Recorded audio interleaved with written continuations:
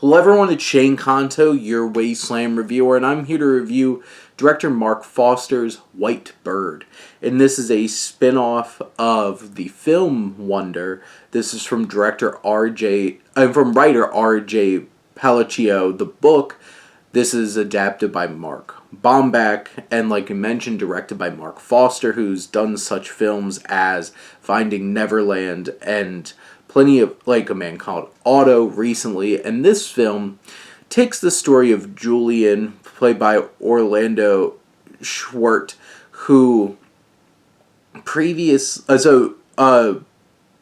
takes Julian, there's two Julians here, Bryce Gazer, who was in the film Wonder, this young man who got expelled for how he treated Auggie, the main character in Wonder, and now he's at this new school, and he's sat down by his grandmother, played by Helen Mirren, who survived the Holocaust, and tells him her story and puts him straight. Now, I have to say, like, the Helen Mirren of it is worth it. But this idea of this framing device seems so overly complicated. Like, you didn't need all of this to be able to tell a harrowing Holocaust story. I just feel like it was there to try to connect, this original film to this one, and I don't think that really was necessary at all, so you could have done without that. But Helen Mirren is great in the moments that you actually get to see her as this framing device. You do have the likes of Gillian Anderson, who gives a fantastic performance, but Orlando Schwartz and Ariella Glazer are the two young people who really anchor this film.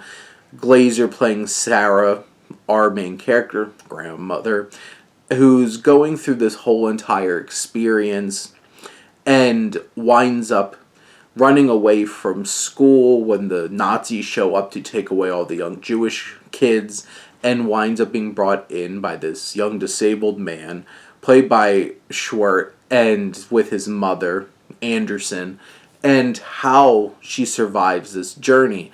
I do feel like this film's a little bit long in terms of, the story being told, because this is a 2-hour and 2-minute film, but it doesn't really feel like it's offering that sprawling of a narrative that it needed that much time to be able to process and get the idea across of what this film's trying to say. And there's an important message of acceptance and human connection that I feel like, this is common in a Holocaust film and stuff like that. I feel like the film is a bit oversimplified at times, and, leans into many tropes that you would expect from a Holocaust film in terms of, the Nazis are just, evil, which they were. And there isn't a whole lot of, gray area. It's a very clear-cut kind of film and its approach to things. It doesn't dig deep into anything more complex than, there is hate and what we can do to fight hate. And I do think that Foster puts together a well-done and well-structured kind of film. I do think that Matthias Koenigsweiser, who is the cinematographer, captures a good look to it. And this is a Thomas Newman co-composed score, so that always brings that sense of emotion. I feel like this film is really well put together. It has a good look to it. It has strong performances all around.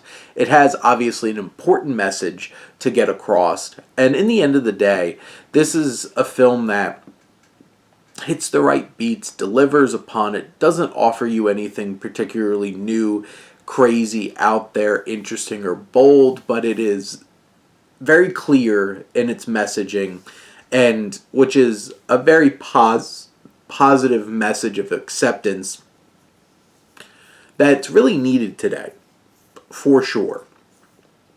Because there is a lot of hate that's floating around specific groups of people. And I feel like this film captures that. And sure, there's some heavy moments too. There's some unfortunate, darker moments of this story, but it does leave a sense of hope and in terms of like what we can do as humanity to do better. But those are my thoughts on White Bird. Let me know what you think and let's talk some movies. But thank you as always for tuning in and supporting your Wasteland reviewer.